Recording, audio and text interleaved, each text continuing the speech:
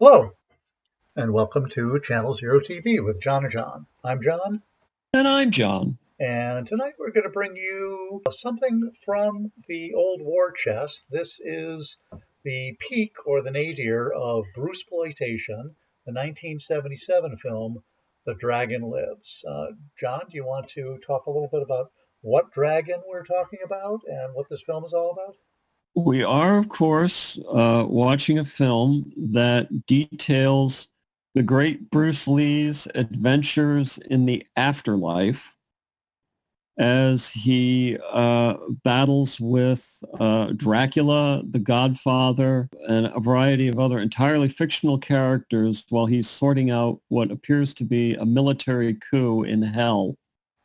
And as you can see from this picture, he's not alone. He has the help of Kwai Chang Caine from Kung Fu, the 1970s television series there on the left, and of course on the right is his friend Popeye. So the denizens of hell are diverse, as you can imagine, and as this picture. Let's show you a little bit of it, and then we will come back and talk about Bruceploitation, and what little we know about The Dragon Lives.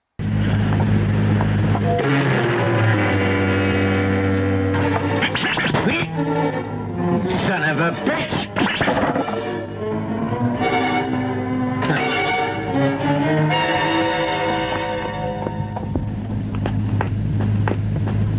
Hey, mister, why are you making trouble with those triad thugs from Chinatown? They can be real mean and nasty. Listen, Buster. When I was in the States, I often came across the Mafia and the 14K. I just used my hands. That was enough. Let those punks try it on with me. You don't know them. They're the Godfather's private bodyguard. They're hard-nosed bastards. One's James Bond and the other's Clint Eastwood. Look, I don't care who they are. Those pansy punks don't scare me none at all. You know, you talk too much. I want my food. I've got a real treat coming for you. Waiter!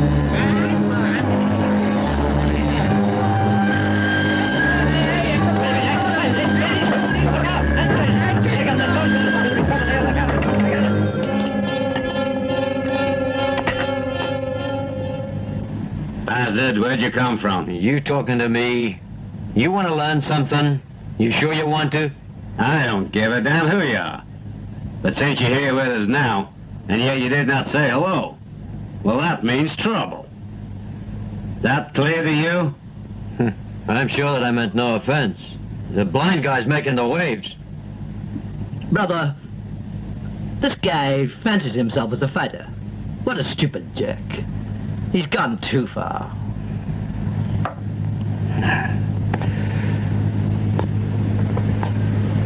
My friend, we've got our own lives, so why hurt each other? Let's forget about it. Hey, don't get me wrong. I'm not afraid of you. Hey, brother, I reckon the jerk is taking the mickey. We better rub him out, or he'll say face us down. Get him.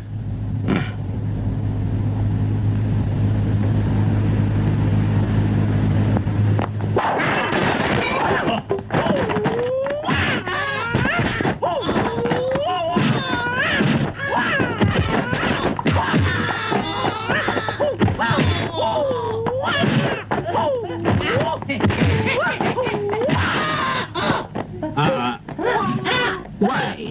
I'm dealing with a punk. You don't need a gun.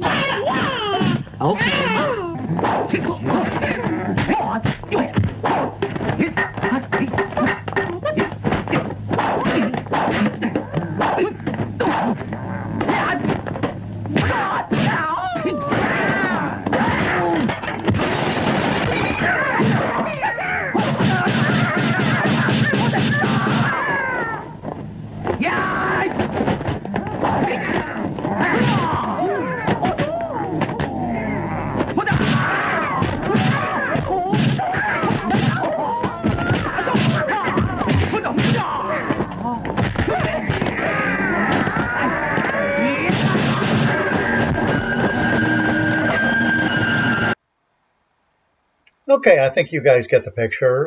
Just as an FYI, the one you may not have recognized, well, probably hard to recognize any of them, but one was identified as Clint Eastwood and James Bond, and the one Bruce actually fought, who wasn't in a Halloween skeleton costume, was Zatoichi, the blind swordsman, who was a hero of Japanese action films. So, John, you want to talk a little bit about this sort of genre and how it came to be? Yeah, well, this is all consequent on the premature death of Bruce Lee in 1973 from complications of an aneurysm. Bruce was huge in Asia, and he had just he was on the brink of becoming an overnight success in the USA. And in all of Hong Kong, they only had one artist who could reach the Pacific like that, and that was Bruce Lee, and Bruce Lee was dead. So there was this whole post-Bruce Lee subgenre called Bruceploitation, where they would take other martial artists, give them a similar haircut to Bruce Lee, start calling them Bruce Lee, Bruce Lai. This is Bruce Leong, I believe, in this one, and set them up somehow as a sort of pseudo Bruce Lee. And I think most of those films were aimed at the American market because, again, Bruce Lee's name still sold tickets in the USA. But as martial arts films, they're basically schlock. And this one is literally the schlockiest, but also like the craziest of all of them put together. In fact, the only real human being in hell, according to this film, is Bruce Lee. And for some reason, in an almost like existential sense, it's just he's surrounded completely by fictional characters.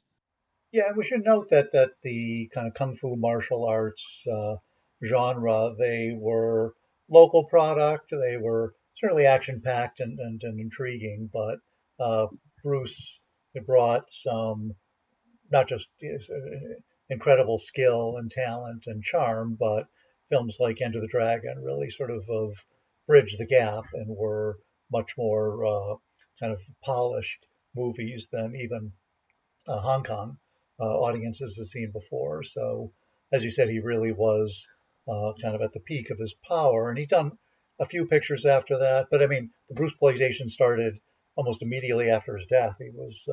He died while making what was it, Game of Death, and they just sort of built the film around whatever footage they had of him. Right, that terrible like 1979 film. They had 100 minutes of fight footage, but I mean the film was not even half complete. The Game of Death, and that's another one. That's just a tremendously depressing film to watch. I would urge everyone to seek out the documentary. I think it's called The Way of the Dragon. I'm not sure. That has extensive interview footage with his widow and members of his family, members of the production team. But they also complete they show the fight scenes in a much more complete format, and it's a much more worthy tribute to Bruce Lee than that cobbled together Game of Death thing. It's interesting that the Hong Kong film industry almost had to get out of Bruce's shadow. That Jackie Chan, people who seen his most recent movies or more recent movies where he really sort of had this blend of action and comedy. Don't remember that he was actually one of these Bruce clones immediately, kind of one of the more pathetic ones. And it's only when he came up with his own style and persona and character that his career really took off. And then, large production budget movies were built around him. And then you also got kind of other new genres of action pictures with directors like Choi Hark and John Woo, the gangster pictures, the sort of fantasy epics. So to a certain extent, they had to get this out of their system, I guess. Right. Again, I stress that I think a lot of these were just deliberately aimed to suck up as much money as they could get from the U.S. market. It's worth remembering back when we were in high school, back when the Boston Globe had very extensive movie house listings, that the Chinatown movie houses would have these Bruceploitation pictures playing every weekend. And I can recall seeing Bruce Lei's name in the paper. I can recall seeing Bruce Leigh's name in the paper, Bruce Leong, all of them. And this was in, 1977, 1978, right when the genre started to very rightly and necessarily run out of gas. Yeah, I want you to note this was all before the VCR, right? That was sort of late 70s, early 80s, where you started to have new life in a lot of pictures. And, John, when you and I were kind of exploring Boston for videos back in the mid to late 80s, there were stores with entire martial arts sections full of these pictures and old Shaw Brothers. In fact, where do we find Dragon Lives? That was on VHS in some store in Boston. Actually, we found it at Video Oasis in East Cambridge, which was presided over by our very good friend, the late Dennis Arruda. I know we got it there. I distinctly remember he had it, and we rented it from him. And his store, his fabulous store, had an enormous martial arts section, almost as big as their slasher films and porno section. Yeah. Dennis had the best martial arts section outside of Chinatown, and he probably had the best general video store like north of New York. And getting back to this picture, I mean, this was not the only time you had sort of martial arts mixing with, to a large extent, primarily Western fictional film characters, right? I mean, you did have Zatoichi, but primarily it was The Godfather, it was Popeye, it was James Bond, and we should note that, an extra level of ludicrousness gets laid onto these because people were dubbing it who had no idea what the original dialogue was. Right. But I remember Jackie Chan did, was it Fantasy Mission Force? Remember that one? God, yeah. Oh, God. Fantasy Mission Force is even more demented than this. But it's done with a sort of high good humor, and it was right when he was starting to just heavily inject a lot of very broad slapsticky stuff into his films. He had lucked out to get a contract as a leading man, and he was bound and determined to start injecting humor into the genre. And thank God he did, because I think in a lot of ways he saved it, from this, the dead end that was Bruceploitation. Yeah, but it still goes back to Bruce. He was martial arts god on earth. I mean, if you see even his old TV appearances on the Green Hornet, or was it Longstreet? Yes. He was he stole every scene. He sort of certainly whenever things sprung into action, he was the one you couldn't take your eyes off of. So I want to pay tribute to him, maybe a little bit more so than this film does. But we also want to share with you a special film from our second or third childhood. Yes, I would also point out that this is the first film we ever screened at the Somerville Theater back in 2010. And speaking of, I think we're going to be back there in, when is it, October? Yes, indeed. I guess now is as good a time as any to announce it. We are officially scheduled to return to the Somerville Theater at 7 p.m. on October 8th, 2021. Content to be determined. Stay tuned for details. Okay, and for those audience members who are peering in from Hong Kong or other countries, that's Somerville, Massachusetts in the United States. Yes. So more news to our return to 3D action. But in the meantime, I hope you enjoyed this 2D action. This was The Dragon Lives, 1977 Bruceploitation Pictures. I'm John. And I'm John. And we'll be back another time.